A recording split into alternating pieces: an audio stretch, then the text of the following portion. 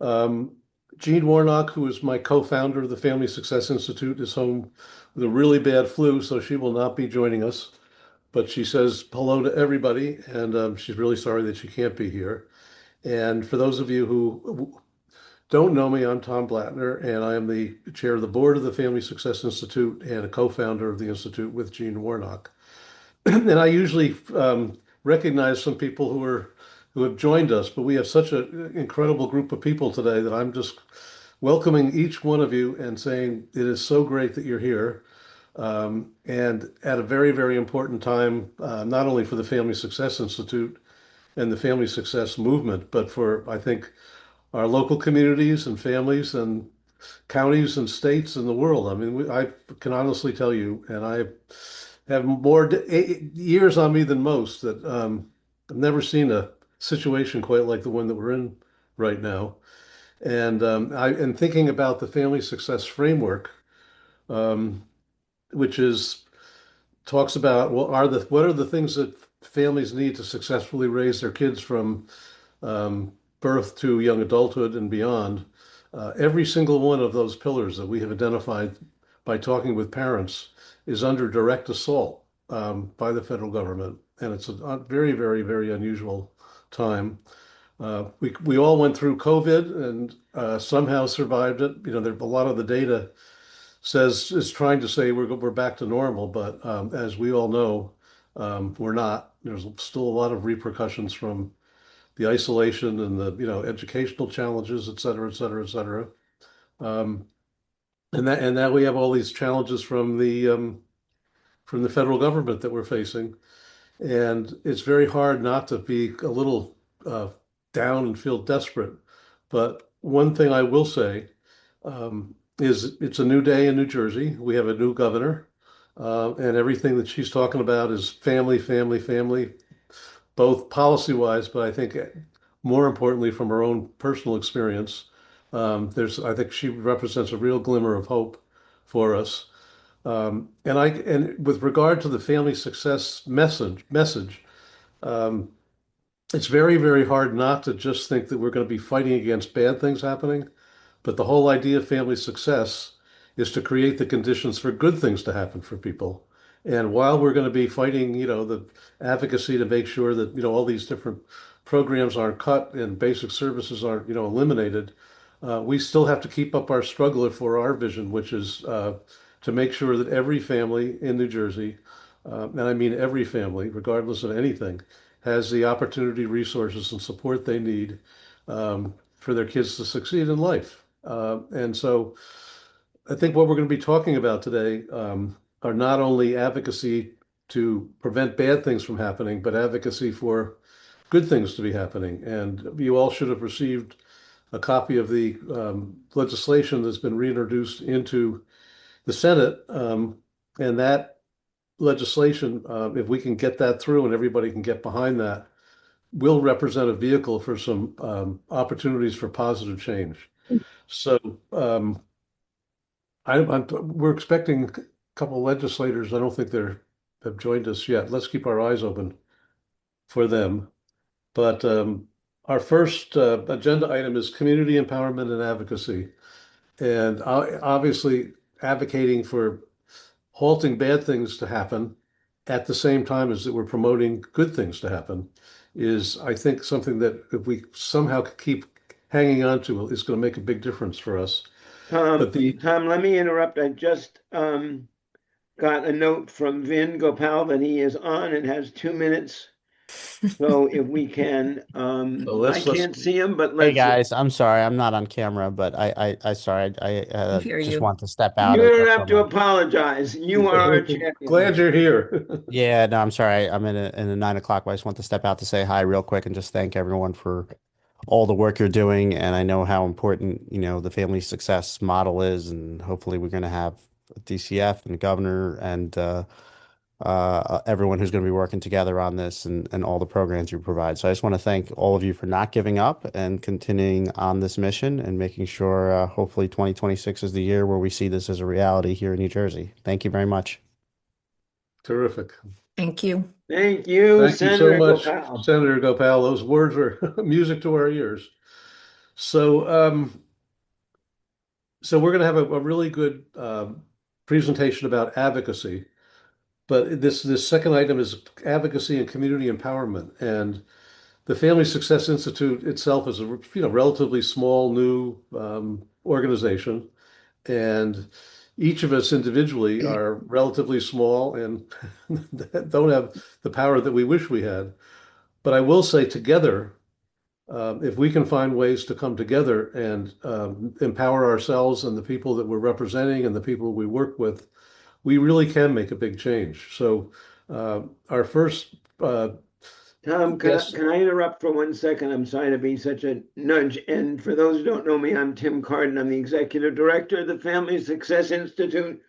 And I just want to make two notes about our recent guest. Senator Gopal, this bill that will really codify what we are all pursuing and set a platform of great value and importance, has been a prime sponsor of this bill through 2 prior legislative sessions and pre-filed that bill to ensure it was posted early in this administration. And we're not only thrilled by his steadfast support, we're also very glad to have Jenna Lopez, who is the legislative director from his office, who has joined our meeting, demonstrating again that senator and their office's commitment to the purposes we're all serving here. It's a great start to our efforts this year. Thank you, Jenna. Thank you, Senator. thank you, Timothy. So as I mentioned, we're going to have a great presentation about advocacy and community empowerment. And I think empowerment really has to do with everybody coming together to make a difference. And what's going on in the world right now, I think we can see both the challenges, but we can also see what kind of difference people can make if they do come together and are willing to, fight together and relate together and suffer together and rejoice together. So our first guest is Mary Coogan, who is the president and CEO of ACNJ, which is the Advocates for the Children of New Jersey. And we're very, very, very happy and grateful, Mary, that you're here.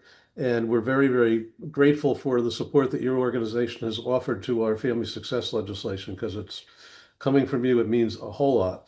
So I'm really, really pleased to introduce Mary Coogan and turn the floor to you. Well, thank you very much. Great to see so many familiar faces, and of course, no pressure on that introduction, right? So I just have some slides. Is it okay if I share? Can I share? Let me see. Yes. I'm sending a request. Can somebody let me share a slide? Got it. Thank you.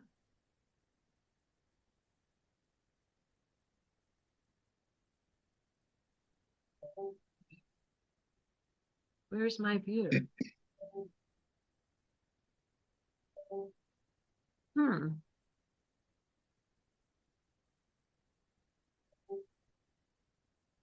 I'm seeing your screen. I know, but I'm looking for the top that says start slides, and I'm not seeing it. So there's I a think thing it should on be the bottom located of at the the bottom. screen. Yep. Yeah, usually at the bottom of the screen, to the right, you'll see a little thing that looks, see where the minus plus sign is? There's a little right Go to there. That one. slideshow, and Got then it. you can start the Thank you. slides. Yeah. All right. Does everybody see that? Okay. Mhm. Yeah. So as many of you know, Advocates for Children of New Jersey, we're a statewide independent nonprofit. We advocate on behalf of New Jersey children and families. And our mission or goal is to help all children grow up safe, healthy, and educated so they can become productive adults. Our policy area, so ACNJ was formed in 1978. Our history goes back 100 years before that, when there were direct service providers. And in 1978, several groups joined because they wanted to do more legislative policy change as opposed to helping one child at a time. We started on child welfare and juvenile justice, and then over the years added early learning, children's health, and many other topics, sometimes because a funder asked us to get involved in something, sometimes it was a community interest or something that we picked up from data that needed to be addressed, or even sometimes it was a parent, right, or an organization that asked us to look at something. And we also belong to several groups nationally, and sometimes we added an issue because there was a national focus on an issue impacting children. So what do? We will work with parents, community providers, at local officials to identify and implement changes that'll benefit New Jersey's children. We do that through policy work. We collect data. Many of you are familiar with our Kids Count reports, which ACNJ is the grantee for the Casey Foundation. There's one of us in every state that are asked to compile data from a variety of sources, as well as census. It could be local departments, national departments, to really look at a snapshot of child well-being, and then to look at trends. How well are kids doing over a period of time? So we put out currently a state pocket guide that's a county-based collection of data. And then we put out a New York City report every year. We put out Kids Count reports in Trenton. We're doing one in Patterson. We just released one in Camden last year. And we've also put out specialty reports on data.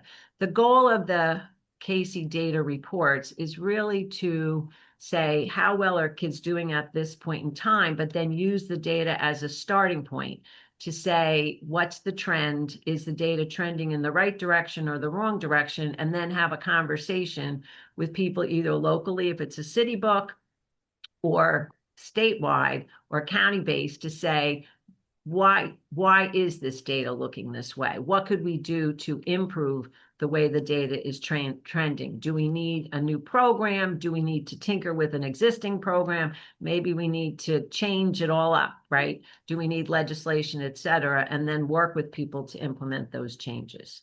We do a lot of public awareness around children's issues. Although I'm starting to realize that sometimes I feel like we're just talking to all our friends, and we are trying to expand to people that we don't typically interact with. And we're doing that through webinars, through social media, trying to come up with written materials that are short, to the point, educate people, including some data about some issue impacting children. As you all know, media is changing. While we will work with the media, I really use that in a very broad sense. We are looking now at videos and, again, at social media, and trying to engage non-traditional forms of public awareness. So what is advocacy? As you all know, it's the act of arguing or pleading in favor of something or opposing something. It could be a cause, a policy, or some type of interest or a program that you're trying to implement or you're trying to defeat, but you're generally asking for some type of change. So what I was asked to do by your fearless leaders was to walk you through what we do in terms of our advocacy efforts. For many of you, this is going to be a review, but I just sometimes like to review this myself, because I think when we are in such a reactive environment, sometimes we jump ahead and take an action, which, if we thought about it and maybe walk through these steps, we might slow it down a little bit and actually achieve more, because we've built out a message, we've built a coalition, et cetera, like you all have done, right? And it can be frustrating when you don't get the success you're hoping for, but if you keep moving forward, as you know, like this year, we might see some success with the Family Institute, and it's not for want of work that you've all been doing for several years. So we look at it, what's the problem or the opportunity? When I look at things, a lot of times we look at it from a deficit lens. We're looking at problems and how are we going to solve the problems. I think sometimes we miss opportunities. And when I think about some of ACNJ's work in the past, so example, when we ran our school breakfast campaign, which was breakfast after the bell, again, that was done in a coalition. Some of you might have been involved in it. But if you recall, it was because the children who were eating lunch at school, a huge percentage of them were also not eating breakfast. And as a result, districts and the state were leaving a lot of federal dollars on the table. And so building together a coalition and making some changes, we were able to bring millions of dollars back into the state of New Jersey, and that was an opportunity. Problems that AC&J is currently working on is really the child care subsidy program, which is not sufficient to ensure that everyone who needs affordable child care can actually get it. And also looking at how we're going to implement the changes to Medicaid. And while I think that's a heavy lift, I think implementing the changes to Medicaid may also provide some opportunity to, again, educate the public, to improve services, and to build a stronger coalition to work together. So when we look at this, it's what's the issue you're trying to address?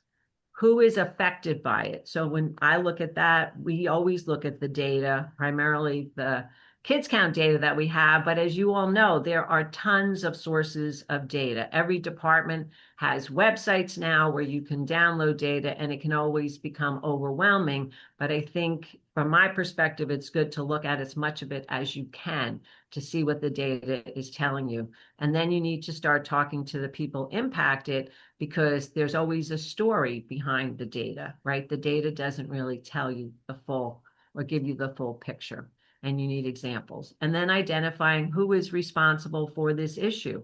Is it a government official? It's not always a government official. Sometimes it is departments.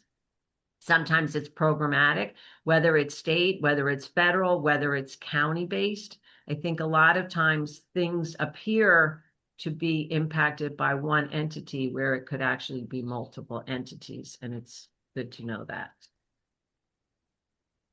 So defining the solution.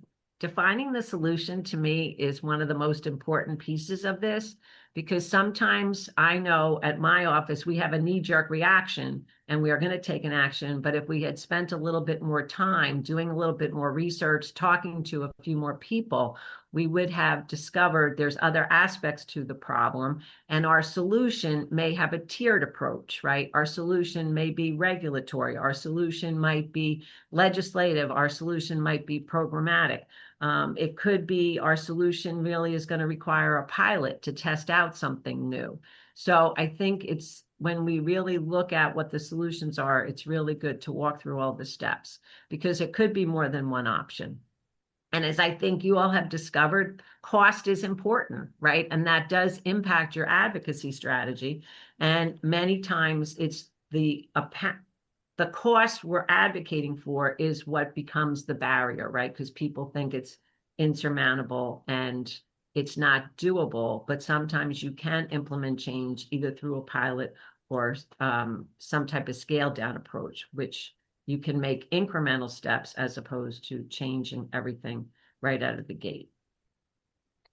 When we look at certain programs, and I'll go back to the school breakfast for a minute, identifying partners become critical, both for the people who will support you, but also there are partners who you might think initially are going to oppose you. But in working with them, you can find some type of an amicable resolution to their issues or how to address their barrier, and those people can become your partners in the long run. There's also trying to be creative or thinking outside the box. And when I think about the school breakfast campaign, we had superintendents from certain school districts go talk to other districts to explain how easy the program could be to implement, and maybe bring them solutions that the schools that were hesitant in complying hadn't thought of, and made, the school districts that were doing the program, they had already made all these changes, and that lessons learned could be shared with other districts. One of the things that was somewhat ironic with the breakfast campaign is it turned out some of the teachers, et cetera, opposed it. And the solution wound up being getting the Department of Ed to say that the breakfast after the bell, the time in the classroom while kids were eating, if they were journaling or the teacher was reading a story or whatever, that actually could become instructional time. And that resolved a whole problem for a lot of schools, right? And they were then quickly able to implement the school breakfast campaign. We use data to say to legislators, these are the school districts in your legislative district that are leaving money on the table. And these numbers are terrible, which caused them to put pressure on school districts. So as you know, there could be a lot of different people who can play different roles in your process and in your solution. To me, one of the biggest struggles currently is developing the message or the communications plan. And that's because there are so many ways to deliver the message, and there are so many platforms, and people are not reading the newspaper anymore, and they're getting their news from TikTok, and they're getting their news from Instagram, and the kids are on, they're not using Facebook anymore. It's just us old folks, right, who use Facebook. But I think there's all different ways to get your message out. But I think, as I said earlier, sometimes I feel like we talk to ourselves and only to our friends. And a perfect example of that, when I was trying to get people to sign on to our Oppose the Medicaid Cut petition, and being out in the community and explaining it to people, people would say to me, I'm not on Medicaid. But then they would also say, when you had a further conversation, they were on New Jersey Family Care. They just didn't understand, because we had done such a great job in New Jersey of removing the Medicaid stigma from the New Jersey Family Care public health system, that they were in fact on a Medicaid plan. And so to me, this was a real eye opener, because where I was frustrated with them, it was my own fault, right? I've talked to people at different community events when they have children in the children's system of care, which, as you all know, is built on a Medicaid platform, right? There are 90,000 kids who get services in the school because they have a health condition. That's much of that is funded by Medicaid. And so as we go out now to say this is the impact, so the law has been passed, but we need to now implement it in a way that doesn't have a negative impact on the most vulnerable people. I now say it's 20% of New Jersey is in New Jersey Family Care, which is funded by Medicaid, and thousands of children are getting services through Medicaid programs. And if the provider tax, as it gets implemented in New Jersey and will close hospitals, they could be the only employer in that community, which is going to impact everyone. And also people who have private insurance may have to travel farther to get to the specialist that they used to see at their local hospital.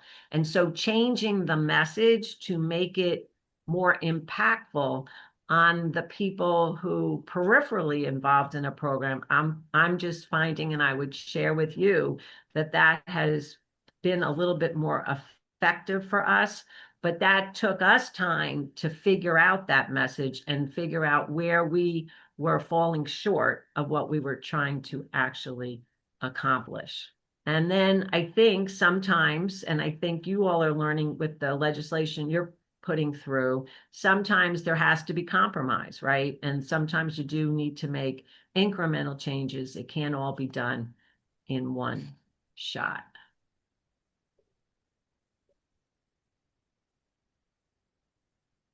And with that, I'll ask if anybody has any questions or has any thoughts, or I don't know. I know Kathy's part of this too. I don't know if she was going to do her presentation first and then you were going to do questions. Does anybody have any questions right off the bat? And then we can have our second presentation and come back to Mary. But that is really makes it so simple, the way that you describe it. It's not so simple. That's I what I'm know, saying. but the way that Very- you just, yeah, the way that you're describing it is really very, very, very straightforward. Really clear. Yeah, it's really clear, and it shows what we need to do together. I think it was very, very, very, very clear. So, as we know, New Jersey is not just a statewide operation, but counties and municipalities are very, very involved in everything that Mary just talked about as well. And Kathy Collins, who is the co-chair of a Family Success Initiative in Monmouth County, She's the community co-chair of Monmouth Acts, is going to talk about some of the activities and advocacy work in Monmouth County as an example of what can happen at the local level. And Kathy and Mary together can guide us to the next phase of how do we all work together. So, Kath. Well, my presentation and my information is much more local and not based on having an advocacy and a real advocacy mission the way ACNJ is. And so sometimes we're jealous of people that can focus on advocacy and make it a professional, or we have to weave it into our work locally. But I can tell you about Monmouth Acts as a local group of providers and professionals and residents and county people. And about 10 years ago, we took our county HSAC, that's the Human Services Advisory County. Every county has one. It's in legislation what its role is. And we made it into Monmouth Acts. That's assisting communities through services. But we really wanted to make it the act part, is to actually do things and not just be responsive to counties and to bureaucrats. Sorry, any bureaucrats that are on here, but you do a good job, but sometimes we let you do all the work. And this is a private public partnership based on collaboration and dedicated to addressing documented resident needs with resident input. Early on, and so we have a structure that I can tell you more about later, but it's a structure of based on family success principles and the family success model of the pillars of family, what families need at every phase to be successful. And we can talk about that later if you're interested. But early on, we were tested by COVID. But we found that we could do remarkable things because we had our collaboration going. For example, we created a bank of 96 therapists available to any resident 12 hours a day at no cost, and that was managed by our mental health association. But that was instantly, I'm so exaggerated. It was quickly done because of our relationships that we could find among our Monmouth Acts members and all the contacts that we had. And that was managed by the Mental Health Association. We also had our county social service staff outposted to community settings. Before, they would have to all take buses, which run very rarely in Monmouth County, to the big building in Freehold. And now we had agencies in communities that had outposted staff, so people could continue to get their benefits or to apply without having to go out. Like, it was COVID. Nobody wanted to do that. This is now permanent, and we have our county social service staff outposted to all sorts of in-community agencies. We also wanted to create community mobilization, which we were a good organization, Monmouth Acts, by ourselves, creating ourselves, but we wanted to really impact the community. And so we really had to continue to build an infrastructure and also to learn to trust each other. The community providers, the county officials, the commissioners, and the public and residents. That continues to be our biggest challenge, to reach out to residents that are disengaged. So in subsequent years, we have built an organization that operates from the principles of family success and collective impact. Those are always touchstones that we use to make sure that we're not just becoming an extra bureaucratic, like inefficient body.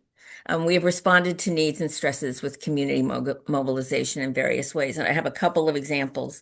One was when we had the SNAP food stamp crisis. And in 1 hour, we had a Zoom call with 40 people on it that came up with a plan for what to do for food, since there was no food stamps anymore, we thought.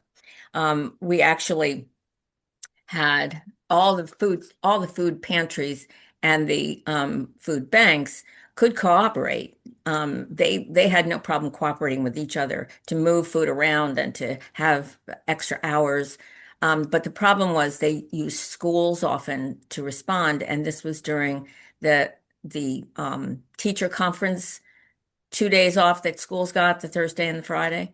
Well, that was the day that this Thursday was the day this was happening. So there were no schools to use, and vehicles were, if it was a countywide effort, we wanted vehicles were important. So some smart person on the call just said, let's call EMS, let's call emergency management.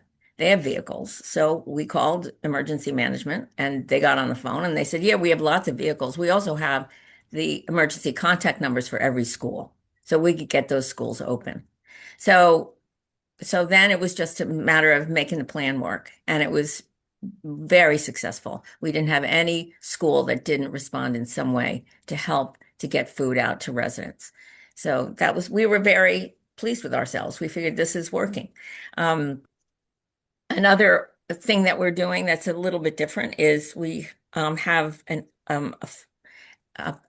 Organized Monmouth, which is a project funded by a local foundation, and it's agencies reporting what resources they have, using a database, using a tool just to do this, what resources they have, financial, buildings, equipment, board talent, expertise on staff, any resource that could be valuable, and that can be shared if needed. And as our county has to adapt to the threats from federal cuts, agencies they were hesitant to share all their secrets or all the things that they hoarded, like their vans on weekends. These kinds of, I don't mean to trash our agencies, but they were hesitant. But the tool was built and it was done with confidentiality, so we could get a picture of the county and see what resources were available where. And agency weren't afraid to share them once they were identified, but they were just afraid that, well, of the unknown. So we have this effort that 60 to 70 agencies have already given in their data, and it's being analyzed. And we're going to have a county meeting where we sort of see all of this and see what possibilities come from just sharing resources. That remains to be seen. That's a really interesting project. We also have a new advocacy work group, and the advocacy work group was created to involve all members of Monmouth ACTS and the advisory committee. Not just most of them were providers that are members, and they're not agency leaders per se, and so they haven't done advocacy or they haven't seen the need for it. So the advocacy committee is designed to help all the parts of Monmouth ACTS identify goals and have plans to really do active advocacy with legislators and with officials. But the advocacy work group is led by experienced advocates, but we're building now how it can be used by all the members of Monmouth ACTS. And we also continue to struggle with resident voice and resident input. And that remains our biggest challenge in Monmouth County. So we can wish that the current situation will change, but to get out of this denial trance and this paralysis that we feel, we need to organize and act collaboratively and locally. And those some of the things that we're doing in Monmouth County. So questions or comments or just how it's done. I mean, how it's done without professional advocacy, the way that that some agencies have the blessing to do it. Any thoughts or questions for Mary or Kathy? I have one thought for Mary, because one of the things that Family Success Institute has been, I think, remarkably successful at are these community action forums that we have conducted around the state.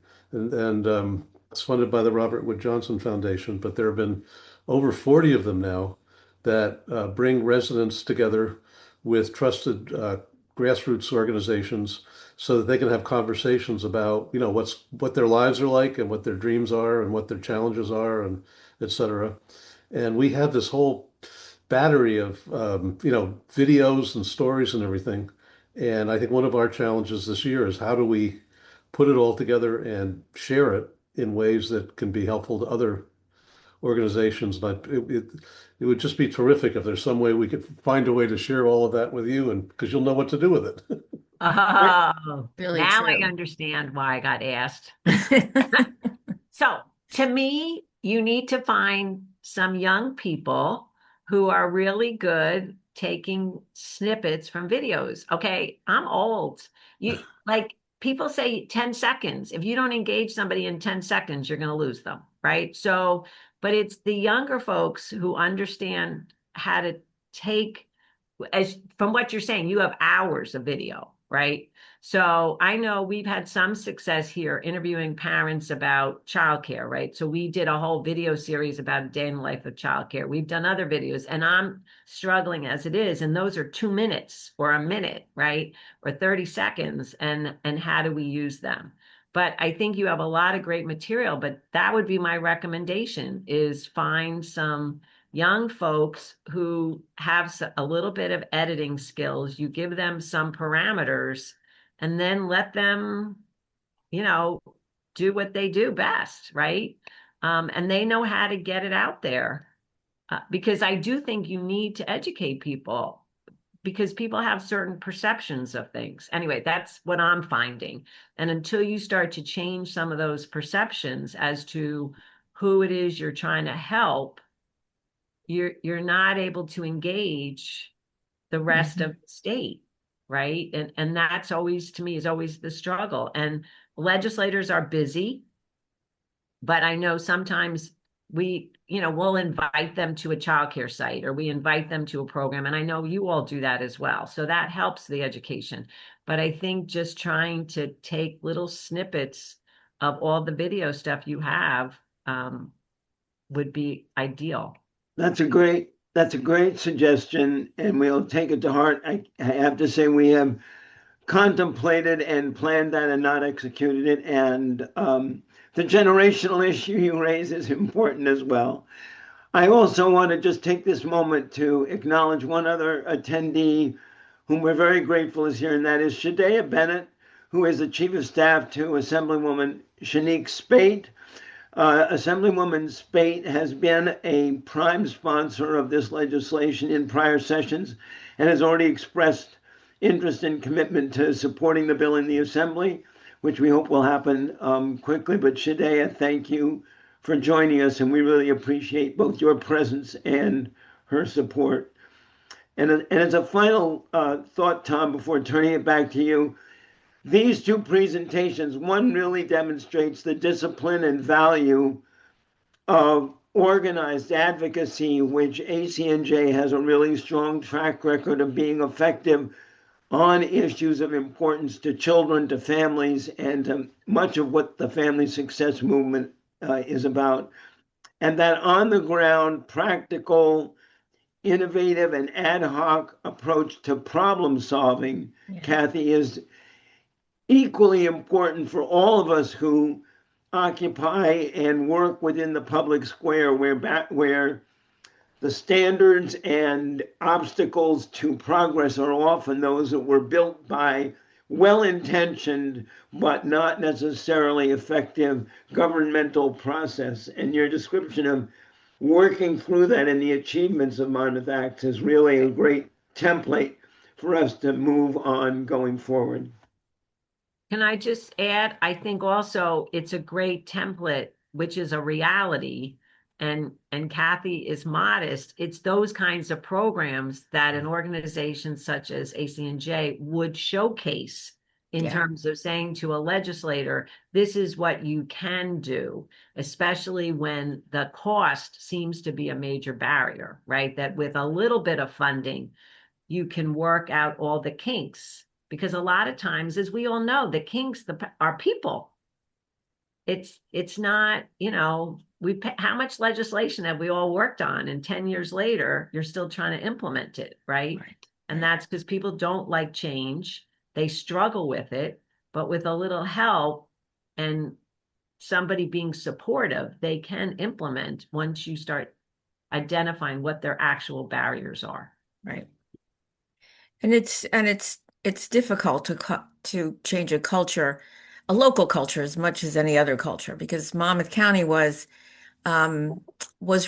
it was very hospitable and very polite. People from Essex County would say, "Oh, Monmouth, they're too polite," So, and we really didn't. We were just too clubby and chubby, and it was just not. Didn't have the energy. So, in order to get the energy, we had to actually create our roles. We were in different places. The commissioners are different, the administrator is different, county staff are different, community agencies are different, public agencies, private agencies, and we had to all agree that we had the same goals and we had the same mission. And the family success model galvanized us to do that. Sometimes it feels too high in the clouds, too aspirational. And then you need the practical people to call you, on the carpet for that. But it's you need a framework and you need an infrastructure, and the infrastructure is collaboration, and that it's been remarkable, but it's also been tested. Yeah. So, but we've lasted, and no one's going to change it. So it's been really, really a wonderful experience for an old timer like me to do. So. And we have the wonderful advantage of Mary Coogan being a Monmouth County resident. That's right. And all these, informal relationships in my, Right. long, long career are as important as all the formal stuff we're talking about. And Mary, I think that the whole gist of our legislation is how can we get at the state level, people together collaboratively and looking at, how the state can support all this incredible work, because within this learning community, there are example after example after example of people doing this kind of work at the local level, but nobody knows about it. And the more that we can share and work together and collaborate and build our story, the better off everybody's going to be. So really appreciate, Mary, Kathy, and your thoughts and your presentation. So thank you so much. And we look forward to continuing to work with you both.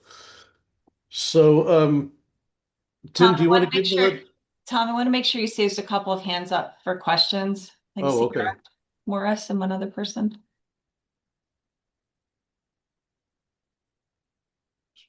Sierra. So somebody help me with this, because I don't even know where to look, Pam.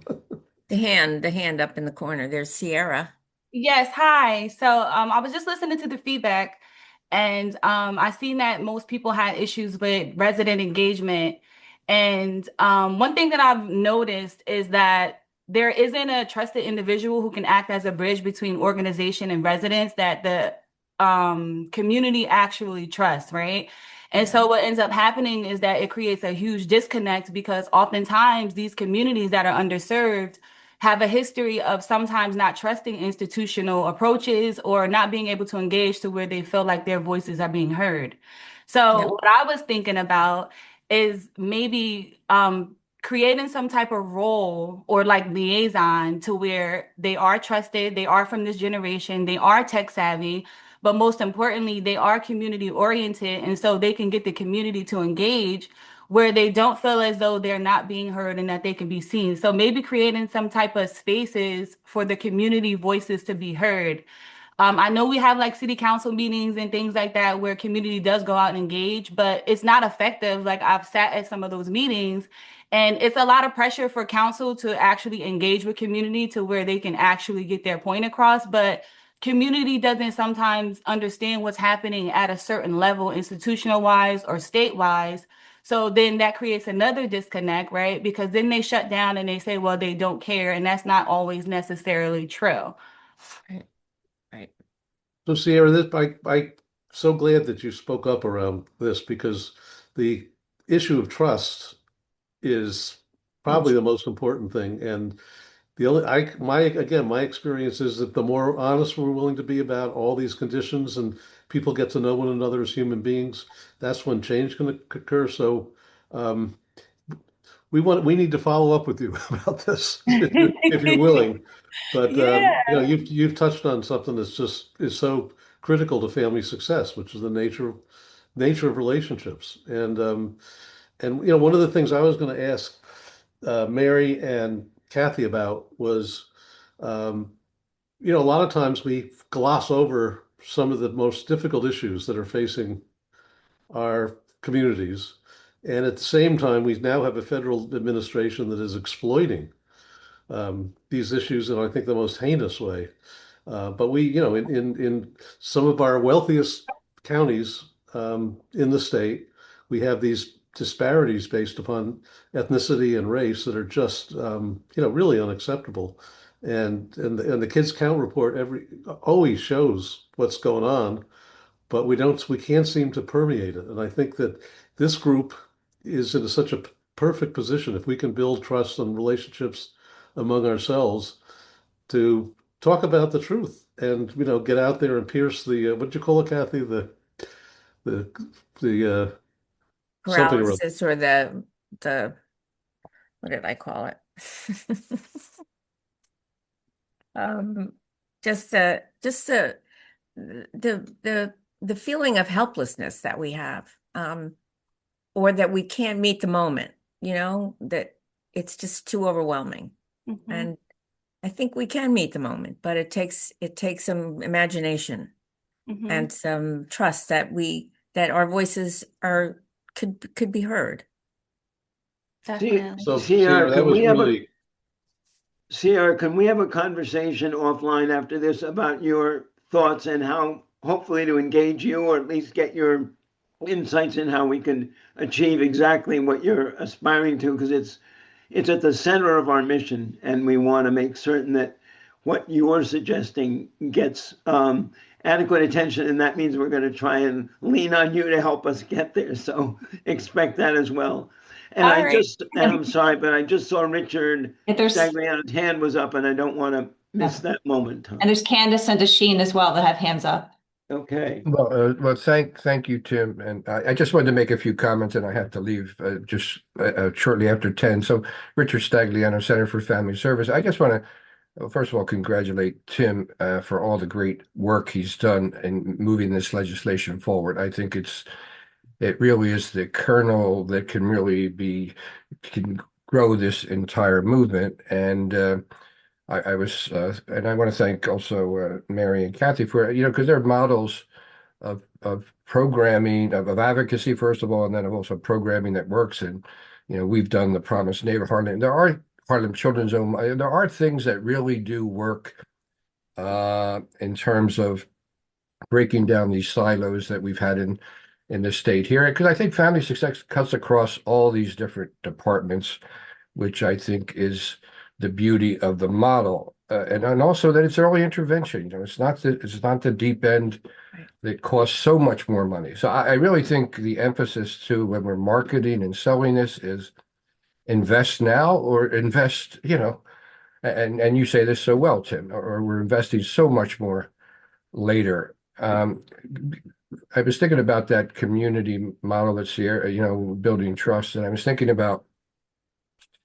There are, 20 years ago or so, we were involved in a community building model. There's so many assets in communities, that go untapped because of this lack of trust. There was a story about, the school district that had to cut the music teacher because they didn't have resources. And then they reached out to the community, and like 30 parents who had all this musical talent volunteered. And they actually enriched the program that didn't even cost any money. So there's so many strengths and assets in communities that are not tapped in terms of working together, in terms of building a model. So I think that there's money to be saved here. There's cross-department purposes. There's really the community model. It's just, I think it captures all the positive things to have success. And the last comment I wanted to make was just how to mobilize this community. And Tom and Tim, we talked a little bit about this learning community. I don't know. There are really 80 people on this call, or is that half of those are note takers? I don't know how many people. I couldn't figure that out. If they're right. But there are a lot of important, smart, committed, talented people. It's a difficult time for us, and it's great to get together. But I think the next step is how do you operationalize some of this moving forward. And I know that's part of the legislation, Tim, is to plan, get communities planning and as Kathy has done in her community, make sure it's a local response. So just a few comments.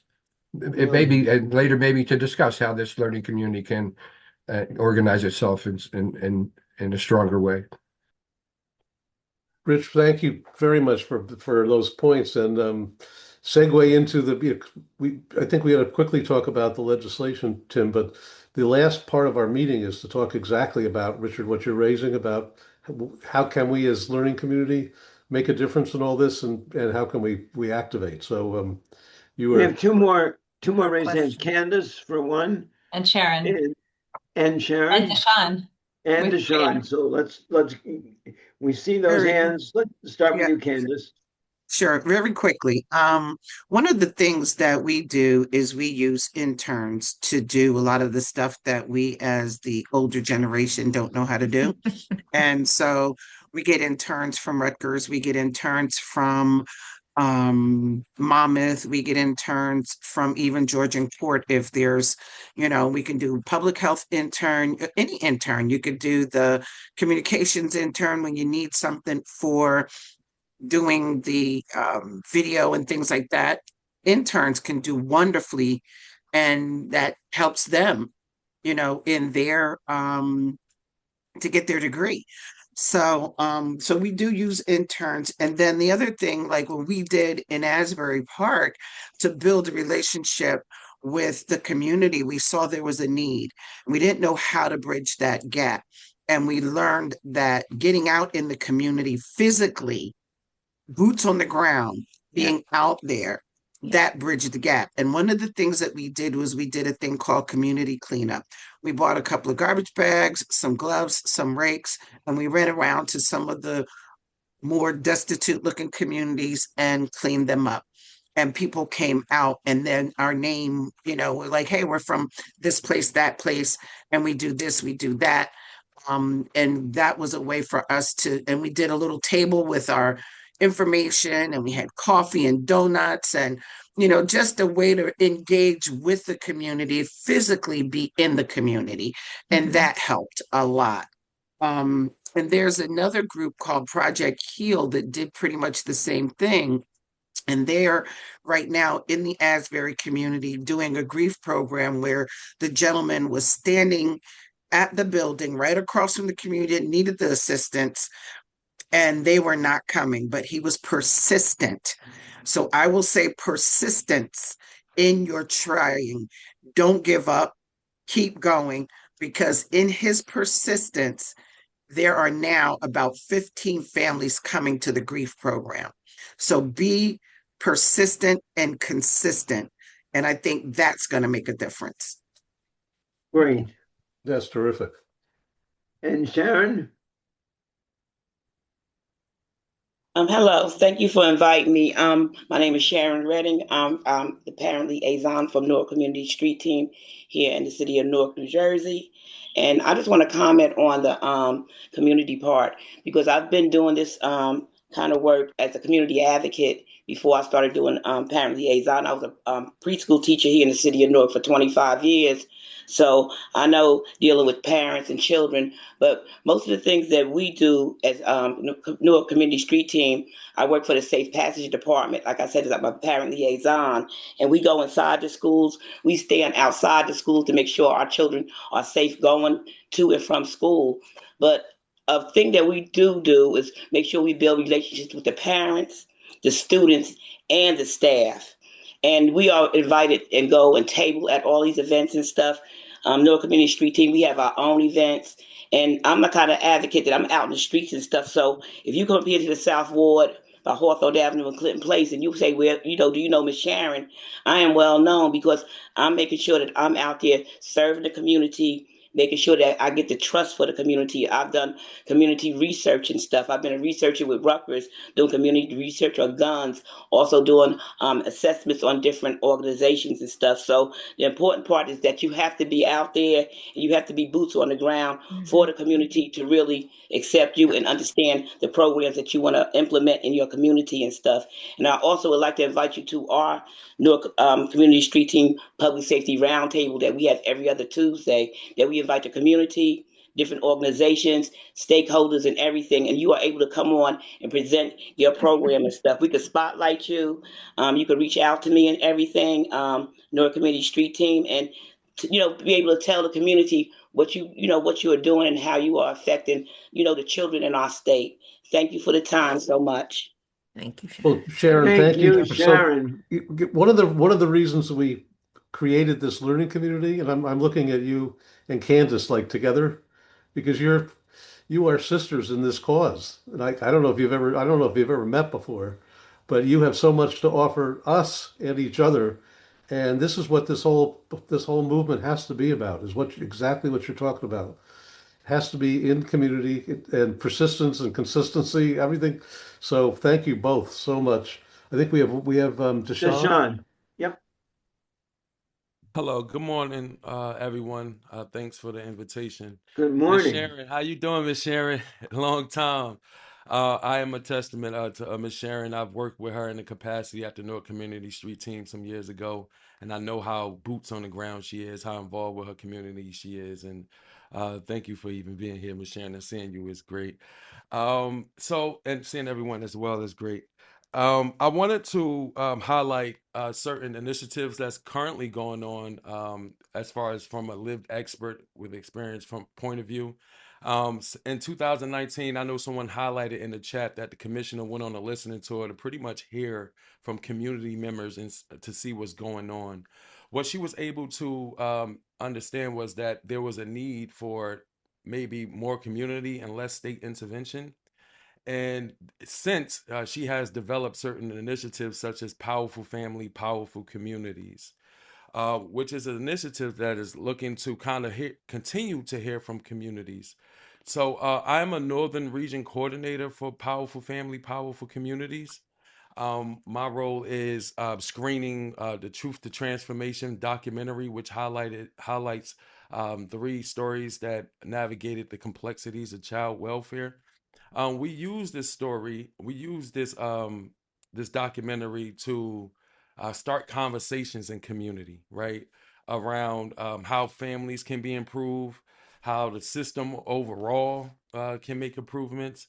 So I really want to just invite people even to share that film with, if in your capacity, in your roles. I can share a link. And also, we are Powerful Families and Powerful Communities are developing local chapters in the North, South, and Central regions to utilize as hubs and collaborations to continue to gather information from community that drives to a advisory board to reallocate resources that's needed in the community. I just wanted to throw that information out there. My name is Deshaun Jennings. I am a lived experience expert. I am that boots on the ground approach in community, although I'm a founder of Straight Up Employment Services, which is a New Jersey-based organization that bridges the gap between access and opportunities for those that are in need of employment. I still have my boots on the ground, Thank Thank you, Deshaun. And make sure to put your email or contact information in the chat, because that is a really powerful message we need to follow up on. Will do. Thank you so much, Tim, and thank you so much. Thank you, Deshaun. That's great. So, Timothy, do you want to take a couple minutes to talk about the legislation, or have we covered it? I think we've covered it, but I want to use this moment to catch us up on the progress and the opportunity we see with the new administration. The legislation has been pre-introduced. We've had the senator on, who has been such a champion, and we've had the strong support of members of the assembly. So we believe there is a bill ready to move much sooner than in the prior two sessions. And I'll come back to the importance of everyone on this meeting and those beyond it in ensuring that attention does not and purpose does not flag around getting that done. But we have a new administration, and we are both optimistic and fortunate because they have expressed, and that's Governor Sherrill and her staff, interest and support for family success movement principles. And of particular importance, Dominic Lee, who's been integral to much of our work and who runs the Brick Education Network and Promise Neighborhood in Newark, was a central member of one of our transition teams. And I'm going to use this legislative update time to allow Dominique to share with us his perspective and charge us with what we can do to ensure that attention is not distracted, but is focused on getting this done, both within the administration and the legislature.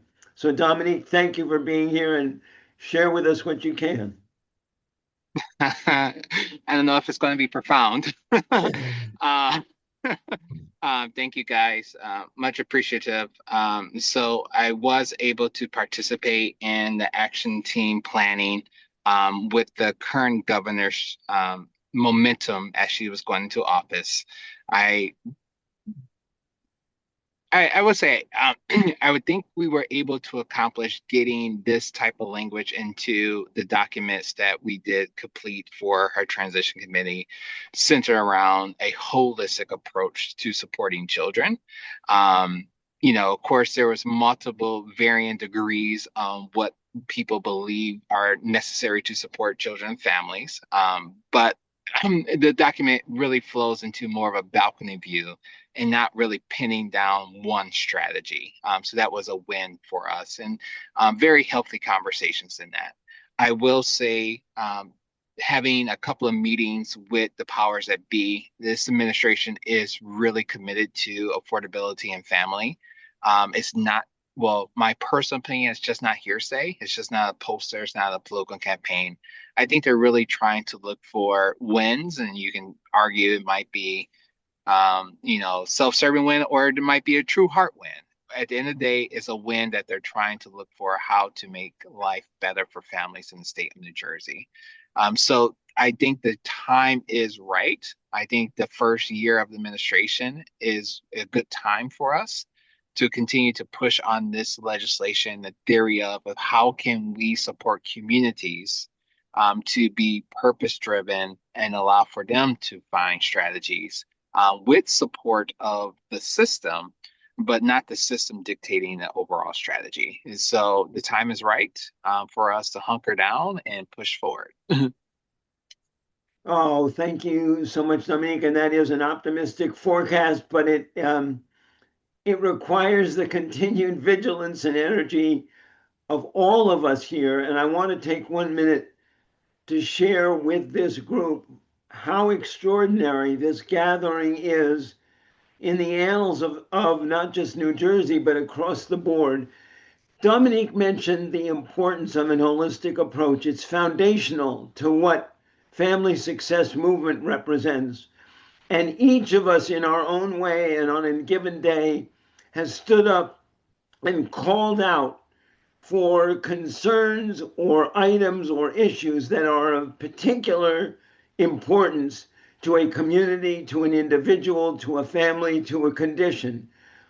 But together, we represent something that has never been assembled in this volume in the state, and that is we are right here today representing over 15 counties on this call and 20 close when we take in our full family success network. We have interest in childcare and employment, in financial security, in mental health, in education, in housing, in environment, coming together to say there is not an answer to the holistic issues that too many communities confront, too many families and too many children confront on a daily basis. And we will not succeed without the collective voice and purpose that this organization represents. So what you're going to hear in the balance of our discussion today is FSI, our little modest little catalyst over here trying to make this all work. Commitment this year to harnessing the energy that you all collectively represent and calling on you to continue to share, not only in our meetings, but in concrete ways, alert, inform, and move the people in power, the people in the public square, governmental, legislative, business, philanthropic, to recognize we cannot be satisfied by saying, oh, I launched a housing program. Oh, I launched a particular program for a new child care. We must commit ourselves to a change in both philosophy and outlook from investing in distress to investing in success. And what you hear in these conversations today shows the value of on-the-ground, community-based and directed input from Deshawn, Sharon, to others who, and to Kathy's description of how ad hoc solutions emerge when people at the community level assemble with a commitment to sharing each other's ideas. So that's a broad statement of we're going to come back to you, but it's also one of immense gratitude for everything that you are doing on your own, but how you've committed yourselves to this project as well. Tom, So I'll turn it Timothy, back to you. we have about 20 minutes for the rest of this, and this is really the heart. So I hope people can stay for this. So following up on what Tim said, we had a board meeting of the Family Success Institute a couple of weeks ago, and we had a very, very candid conversation about, what's going on in the world.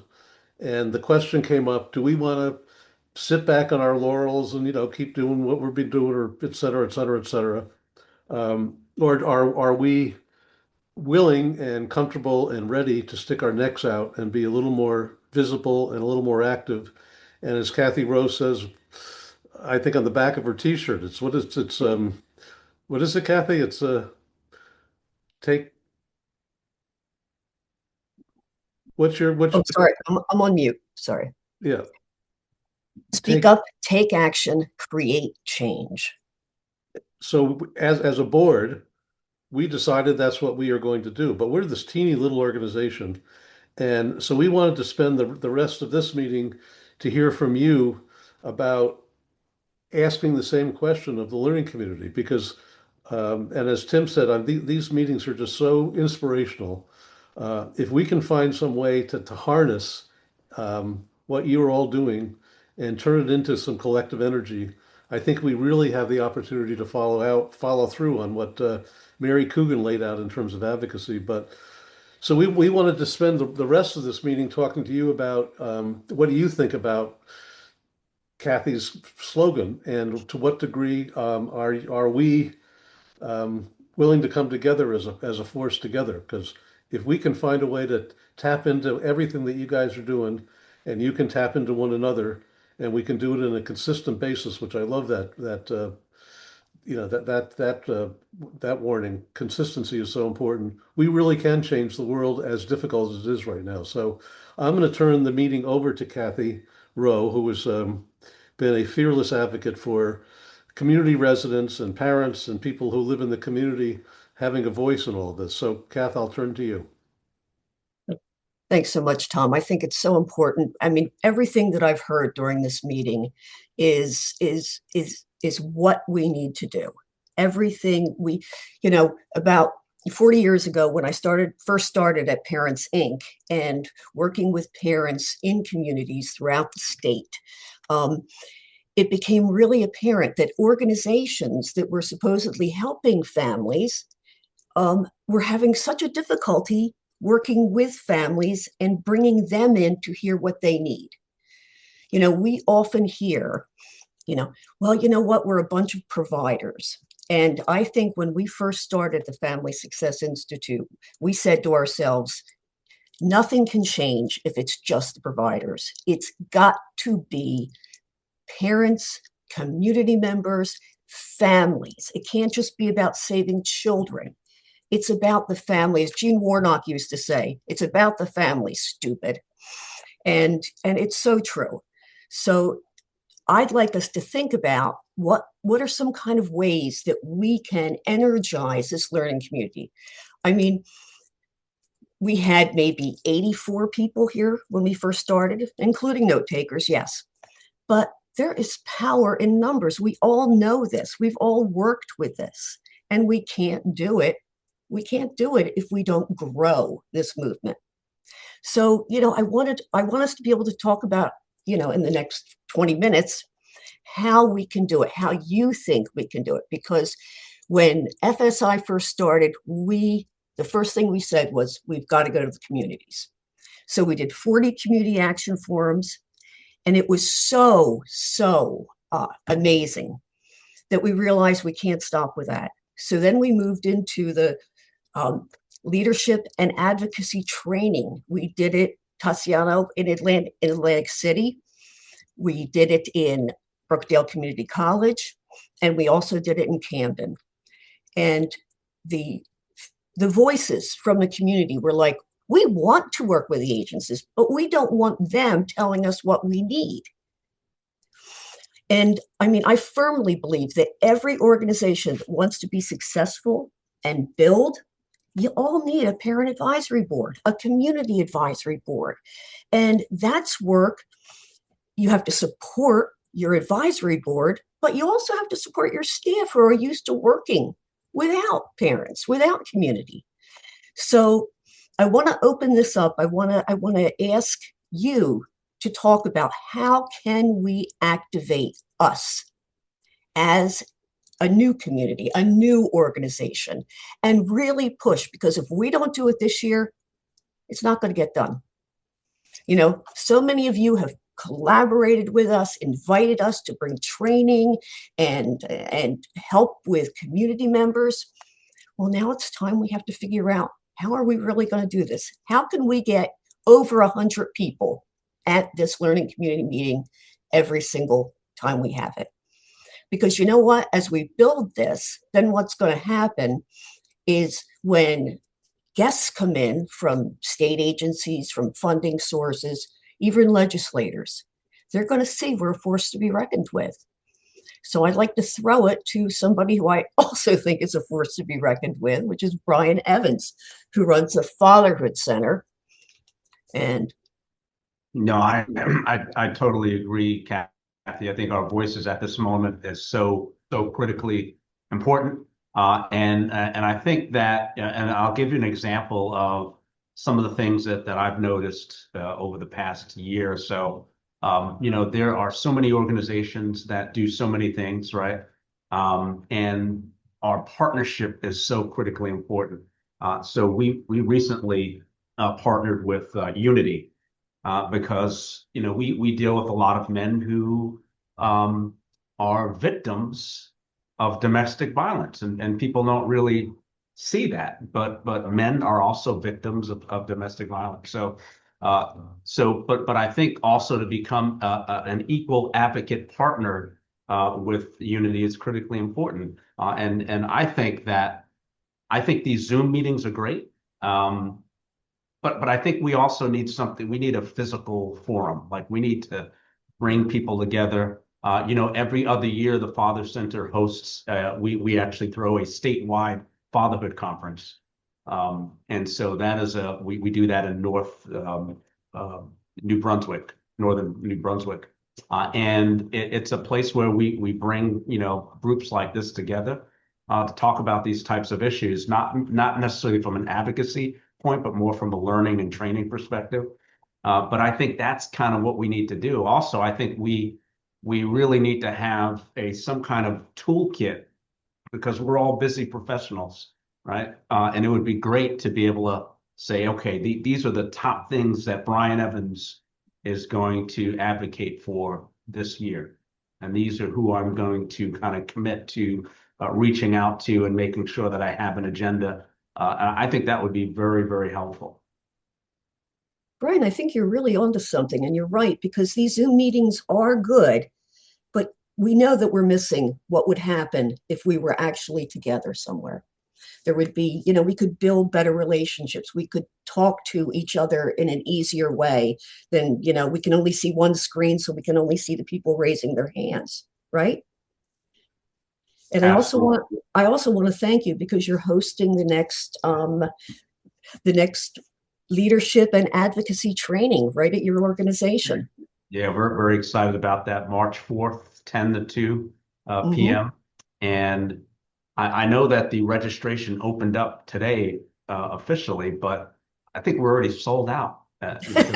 Seriously, because I think we have about 48 men that are interested. Wow, that's amazing. I'm not sure if we can fit anymore, so we'll have to talk about that after this call. But it's always a good thing when we have too many numbers rather than not Right. enough numbers for the power to work, right? Absolutely. Thanks so much, Brian. The next person I'd like to call on is a dear friend of mine, known her for years, and she's probably one of the most lifelong advocates I've ever met. She used to be the CEO of CPAC, Deanna Cooper Vanderlip. Dear Hello. Jan? Yes, Hey. can you hear me? Yes. I lost yep. me. I can't even see me anymore. Oh, okay. So There you you hear me. go. Okay. Just briefly, I was listening to everything today and I'm really I'm moved. I'm moved because we've come so far, yet there's so much further that we need to go. And with everybody's efforts, and you hear the passion, it's all there. And we've been doing it. And those of us who are here, we are boots on the ground. We've been in the trenches. But I think that we're going to have to approach it from multiple ways at the same time. Things are happening too fast for us to do what we've been doing for so long the same way consistently. It gets us, but we move a little bit further. But as soon as we get a little bit of ground, they're already up the steps. Okay. So I'm listening to everybody, and I did put my thoughts in the comments about utilizing interns, finding ways to really get out there, telling our stories, getting it out there in a way that social media, podcasts, TED Talks, the things that the people you're saying getting a younger audience, because they're the ones that's being impacted, but they're so busy trying to survive, they don't have time to come and sit on a meeting with us. So how do we reach them, and how do we allow them to reach others for us to grow and to expand so that we can get to where we need to go and accomplish the goals that we're trying to achieve? That's it in short. Amen. Amen, Deanna. Thank you. Who else would like to share their ideas, their thoughts on how we can grow this community, how we can start to really take action? I'll jump in. So I like the idea of what Diana was talking about in regards to using media. So a lot of the parents now are in my generation, so mid-30s, 40s years old. So they're more keen to being on platforms and getting information, especially in snippets. Like people don't usually sit long to obtain information anymore. So even with the emails, like it's hard for people to check their emails, or a lot of parents don't have professional emails, and so they don't get the messages or the resources that are being sent out. So what I've been doing is hosting just a live segment on my Instagram channel where I'll find interesting people that are doing things in the community and I'll interview them on my platform, but it also connects people to the resources as well. So what I'm thinking about is creating some type of platform or news media outlet where everyone that comes to these meetings can actually talk about their resources and what they do, and then using me or the platform that I have to share your story, share your resources, what it is you guys do, and how you guys can help the community. So that's a way to bridge the gap, aside from, of course, being boots on the ground, but they're listening to podcasts now. Like the parents are listening to TikToks and they're listening to all these things. So if we can create it and kind of communicate to them in a language that they understand, then we're able to share stories, but then also give them the resources at the same time. That's just, Sierra, where have you been all my life? Love it. So I have a, so we're getting close to the end of this, and I have a basic question for anybody who wants to answer this, because when we had our board meeting, we talked about what is it going to take this to the next level, and it's going to take energy, commitment, disarming our egos, and consider, and really putting some effort into this. And after this meeting, I can tell you, I am so inspired by everything that you all do. And if there's some way we can figure out how to galvanize this energy, Sarah, you just gave a perfect example of this, we can really make a difference. So what we're thinking is to ask you to contemplate all the different ideas you have about how we can come together, as well as to what degree are you willing to spend some energy and some, collective work in doing that. And we've talked about in another month coming back together after you've had a chance to think about all this and really galvanize this learning community into a force that can't be denied, because you are just all amazing. What you're doing is amazing.